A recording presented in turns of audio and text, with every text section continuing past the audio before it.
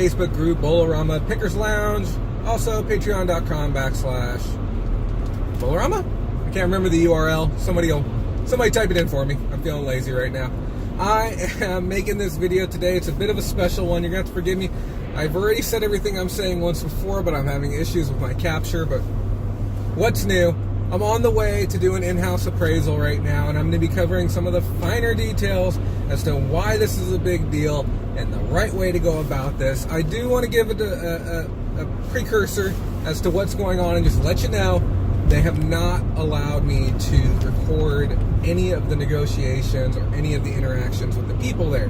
But there will be some beautiful B-roll that's going to be showcasing the inventory. If you guys are in the group chat, some of you have already seen the footage or seen the screenshots, as I'm going to be sending them to my patrons first in group chat for an opportunity for viewing and possible offers and all that good stuff. So this lot is particularly fascinating because we have one of the widest ranges of inventory that I've seen in a long time. We have slot machines, pinball machines, we have vintage clocks, pedal cars, old tools, jukeboxes, I mean, you name it. This is an older gentleman, and I believe it's his daughter or granddaughter, and they're ready to clean house. That's basically what's going on. So over the next, I don't know, 10 minutes or so, you're going to be seeing some really nifty stuff. I'm going to be recording a bunch of little modules. You're going to see hard cuts because I'm still using my phone for navigation out there. I'm literally on the way there right now. But I'm going to be covering some of the most important things that you're going to need to know of how to go about getting these deals and how to work correctly with the customer when you're in this situation. So stick around, enjoy the video, enjoy that sexy B-roll that's going to be coming on the way, and I'll talk with you guys very soon.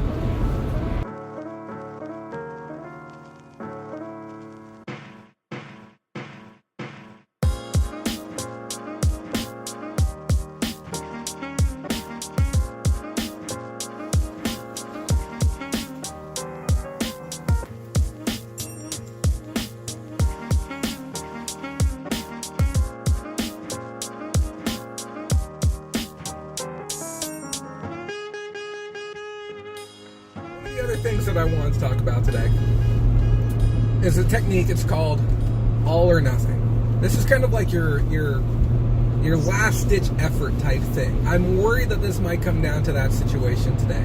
The sellers are talking about how they're unsure if they want to let all the inventory go. They still have some of that emotional attachment, which I don't blame them. Some of this stuff they've owned for 50, 60 years now.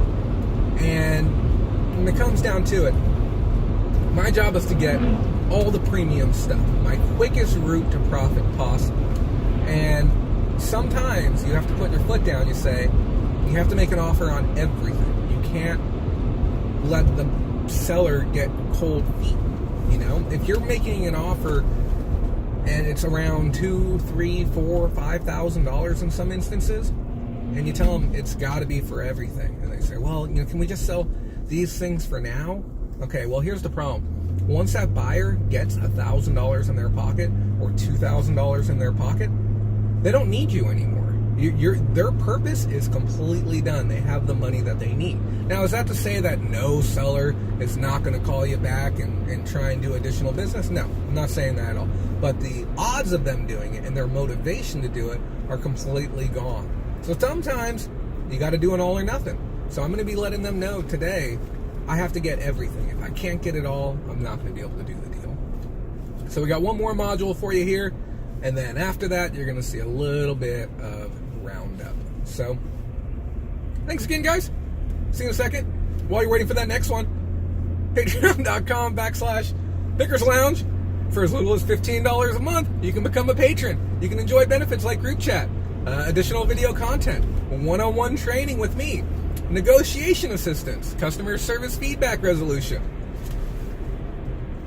Got you covered. And I promise I won't make any more videos with me driving, because I know there's someone saying, why are you recording a video while you're driving? So yeah, $15 a month, you can save my life. Thanks, guys.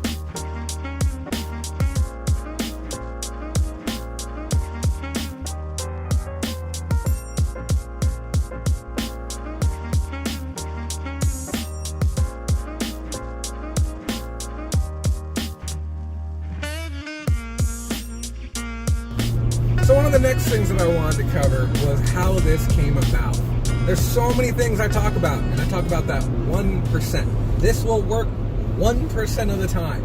And the reality is you need to have 200 to 300 of these things that work 1% of the time so that you can make some magic happen. My biggest buys were some of the most weirdest and oddball encounters and interactions that I've had. This one was a lady selling a wooden music box on Facebook, and I saw it and it looked interesting. So I messaged and I said, hey, can I see pictures of the interior, possibly a picture of the bottom? Your item might be worth more than what you're asking. And that's something that gets somebody really, really excited. And we developed a conversation from there about who I am. I'm a professional reseller, and then I learned a bit about her situation. She's helping her father get rid of some things, and they were in desperate need of a professional reseller to work with, and that's how I was able to connect the dots. So that little interaction right there is the reason why now I have the opportunity to purchase what could be $15,000 or $20,000 worth of inventory, and hopefully for a very, very good price.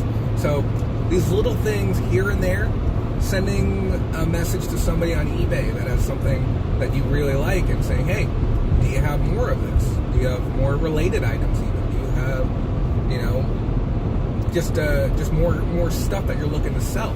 Sometimes you'll see a seller out of nowhere, boom, they're listing up $1,000 item, and you're like, who is this guy? How did he get this item? And maybe it's very particularly rare or niche or collectible.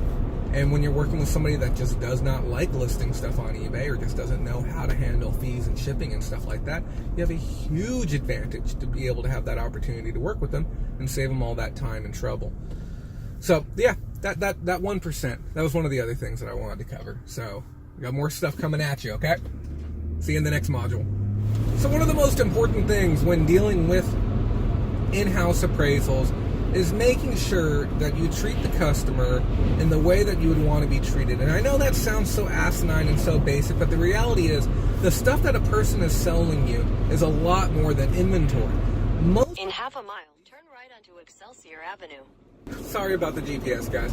Most times, these items are very, very important to them. They've placed a lot of emotional value on it, or it's literally been placed on there for them. It could be a beloved one's past item. It could be a childhood toy. It could be any number of things that makes it a very, very... Turn right onto Excelsior Avenue. Very, very special thing for them. And I see a lot of times when pickers are out there in the field, they kind of talk about things in a very robotic way, and they don't put enough emphasis or value on the item in the way that the consumer does. If something is special to the customer, it should be very special to you. If you go an entire day of inside of somebody's house and there's nothing that speaks to you and nothing that connects with you on any level, and all you see is dollar signs, you're going to have a lot harder time negotiating with the customer. And here's the thing, I'm not saying fake it, I'm saying it should be something natural within you.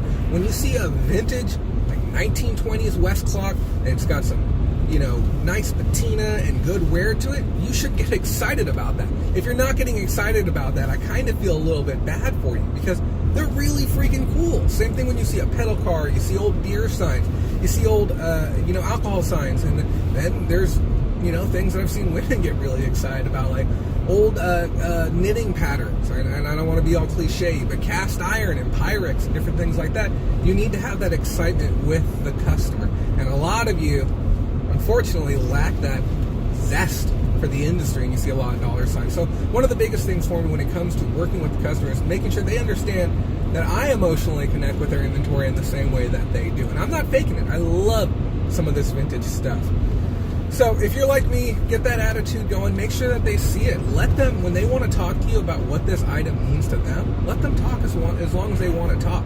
Schedule these visits to be very long. I have a 4.5 to 5 hour window to do what I need to do. And they understand why I'm coming. They understand the reason that they need to sell stuff. They've already started mentally getting prices done in their head. And this is something we'll definitely be delving into deeper as the video goes on. It may have slightly misled you as to how long... sorry, train tracks. They don't make them smooth out here in California. But we're going to be going more into detail on that. But in a quarter mile, turn left onto 12th Avenue. Passion for the inventory. So we're going to have another hard cut. because I can only record so many of these at one time, and we'll be covering just a little bit more here in just 1 second. What is going on, guys? It's me again. Yeah, I hope you enjoyed that B-roll. I didn't get an opportunity to record as much as I would have liked. Obviously, there was a lot of time that was spent on negotiations and just kind of digging and looking for more stuff. I'm on my way back home right now. I do want to just preface by saying I am overall disappointed that we couldn't make as many deals as I would have liked. The gentleman that I was working with, absolutely fantastic guy. He is still very emotionally attached to a lot of the items that he has to sell. And, you know, he could certainly see the excitement that I had for a lot of the stuff. And you can see there's stuff behind me. I did buy quite a bit of goodies. I can kind of see some of the artwork that I bought behind me that I thought was pretty cool, some giant stuff. But I'm going to kind of outline a little bit of what I bought, but a little more of the process and how everything went. So I spent a total of 3 hours on site. The first half hour was just kind of, you know, introduction, kind of get the ball going. It was a husband and wife, and the husband himself wasn't even very comfortable with the idea of working with me at first. He had sent his wife out, and I was told, yeah, he doesn't really like people that much. And once I realized that, it wasn't so much that he didn't like people, he doesn't like most people.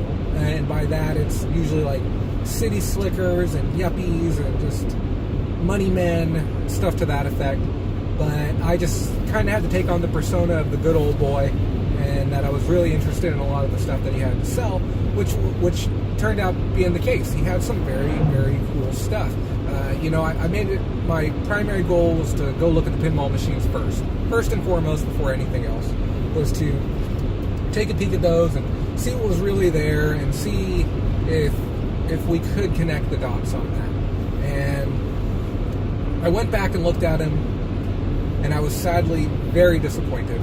The condition on him was bad, like bad. They have not been maintenance or serviced in years. When we're talking about an Addams Family pinball, we're talking about a machine that's worth anywhere between $4,000 to $7,000 in operable condition. As in, it does what it's supposed to do. There's going to be some lights out. There's going to be some rubbers that need to be replaced. There's going to be basic general maintenance. But the machine has been well taken care of, and the marquee's in good shape. The artwork on the side's in good shape. This was not the case. The machine was very, very badly worn. And it had some bad repairs done to it as well. So now we're looking at a parts machine. And I've got to buy it at a parts price. And I was already going to try and buy it at a parts price for a working one, because it's all about the margins. And, you know, when you're dealing with something the size of a pinball machine, you know, you really have to take into account the amount of effort and labor it's going to take you to get it moved safely and sold. Just to preface, I have a slot machine in the back of my car right now. And just even that, you know, the amount of work and effort and energy that's going to go into that and getting it cleaned up, tested, serviced, and then eventually resold. I mean, there's a lot that goes into it. Will I make some bucks? Yeah, I'll definitely make some bucks on it, if I decide to part with it, because me and him, we did hit it off. I found a lot of cool things that I do want to keep, which is rare because I'm not in the industry of buying things for myself. But, you know, when the margins provide and there's wiggle room, then I'm okay with it. So we started off with the pinballs, and we weren't able to connect the dots. His emotional attachment to it is greater than the value of what they're worth right now, let alone what I'm willing to pay for it. So from there, we moved into the other room, and I started going through Anesco collectibles. I mean, this guy has tons of them. I mean, probably well over 100 of them, and I just kind of spot picked a couple of them. And yes, I know some Anesco's worth more than others, but I've always said that any product that's made as a collectible piece from the day that it comes out is generally never worth anything. Now, there's going to be the examples, or some are going to be worth something, but as a whole, they're not ever worth what they're originally selling for. You know, a piece that might sell for $40 will be $15 on eBay. A piece that sells for $100 is going to be $40 on eBay. Nature of the beast.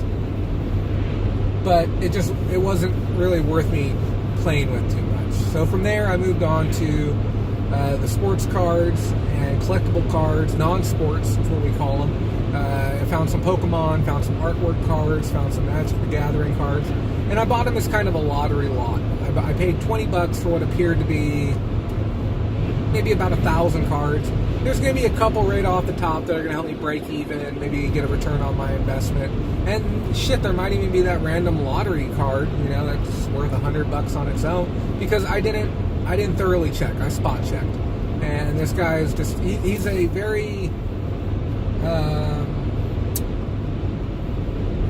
don't want to say anything bad. He's one of those people that enjoys collecting for the art of collecting. Not so much for what the actual items are, but just the natural feeling of completion, of getting more of something that you already have, being able to have more and display more of the same things. He's one of those people. And you run across him every now and then where, you know, if I really like one thing, he has knives. If I really like one knife, I'm going to like a whole bunch of knives. If I like one type of card, I'm going to like a whole bunch of other cards. It's going to happen. So I bought him as a lottery lot because he bought a lot of his just in both lots. And then we got these big frames right here behind me. These are artworks that they look like they came from a Victoria's Secret, but really nice, high-res, printed on, I think they're foam or foam core, and they're mounted on wood frames with plastic faces. I wish they were glass, and no, they wouldn't be teetered like that if they were glass, but they're plastic face. They are getting a little crunchy. I can hear them making noise in the back as I'm running around these corners. And I also hear the tokens falling out of my slot machine on my corners as well. And you have to forgive my just tone. I was in that place for 3 hours, and there was a lot of like stretching and digging and bending and stooping to get through everything. I went through a lot of video games, to try and find some that were worth buying. I went through consoles, controllers, accessories, a lot of digging. And then after that, I was able to find a bunch of sealed models, which is really good. I actually sold a model this morning, a sealed one that I picked up at Goodwill the other day. I paid $10 on it, sold for $100 this morning. So, you know, every now and then those models do really well, and I was able to pick up about 5 or 6 of them. The best model of the bunch that I expect to get $125 for is a Franklin Mint edition Harley Davidson model. Last 2 sold for $125, not available on eBay right now. I'm going to take better pictures. I expect $150, give or take. I don't know, somewhere in there. But yeah, I bought a handful of models. What else did I get? You know, I can't even see it all. But basically, video games, models, slot machine, some frames. I ended up spending $200 today. So my route to return on investment is essentially either one slot machine or the model or 2 models, and then everything else is free roll at that point, which is kind of what I wanted. I told myself if I can't make this a big deal like I wanted to with pinball machines that were worth, you know, $5,000, $6,000, you know, and he had 2 of them, mind you, and I'll show some stills on screen if I, at some point during the video, if I can. I don't know, guys. We'll see. I don't want to be editing forever. But if it looks fancy right here, that means I took some time doing some editing. But, yeah, I you know, it was good. I'm going to make, I guess, $500-600, give or take, maybe more. And I guess I'm not as excited because I was hoping to make thousands, and I'm not as excited because I spent less time at Goodwill yesterday, made the same amount of money. But on that same note, this is a buy that I had the opportunity to go to, that no one else had the opportunity to be a part of. And I'm invited back next time. I mean, they offered me drinks, they offered me pizza, they were some of the nicest people that I've met in a long time. And it's always great to meet new people that are, you know, getting through the process of selling. You know, they have a lot of stuff that they have to go through and look around inside their house. They're going through that process. So I'm sure I'm going to meet with them again, and I'm going to be able to buy more stuff and make some bucks and all that good stuff. But it was a good time. It was a good time. And I don't know. I suggest if you got the opportunity to, maybe run an ad on Craigslist and just say that you're looking to buy people's stuff. Let them know you're looking for people who have stacks of new stuff that they're maybe looking to get rid of, or maybe you put up a post saying, hey, if anyone's going to be moving, let me know. But the negotiations went well. I started a little low after I built my pile. I offered him $60. He seemed very hesitant. I'm like 80, before he even countered or said anything. Then he asked the wife. We call this a one-legger, when you need both people to make that decision. So he asked the wife, and the wife said 100. And I said, I'll do 100 if you do that slot machine for 100. Because he wanted 150 on the slot, and he was firm on that. He was already saying, I'll come back for it next time, and all this, that, and the other. I'm like, I'll do 100 on this. We'll do 100 on that. Which I was already fine doing 100 on it, but, we got to protect those margins. And he said, if I didn't like you so much, I'd be telling you no, but let's go ahead and make a deal. And that meant a lot to me. It meant a lot knowing that I made a great impression. And I can't emphasize enough, there's other vendors that I know. They make really, really bad impressions. And I'll do business with them. I mean, shit, you could be one of the people watching this video right now. I'll still do business with you. But I know that the impression that certain vendors make is poor to the point where I know it's costing them money. And it could be whether somebody doesn't want to do business with them. It could be somebody not wanting to give them as good of a price, maybe not going out of their way to get them product. It could be any number of things. But yeah, that was my trip. That was my picking trip. I don't know. Car's full. Got all kinds of goodies back there. I'll try and post up some pictures later. But thanks for watching. If you enjoyed this video, let me know. Just stop what you're doing right now and click on that like button down below if you're watching this on YouTube, Facebook. Check out the Patreon, Patreon helps fund projects like this because editing this simple 20 or 30 minute video is going to take me about 2.5 hours. So your Patreon donation is a nice little thank you. If you'd like to make a one-time donation, you're welcome to as well. So, yeah, give me a comment, send me a message. Thanks for watching. You guys have a great day now.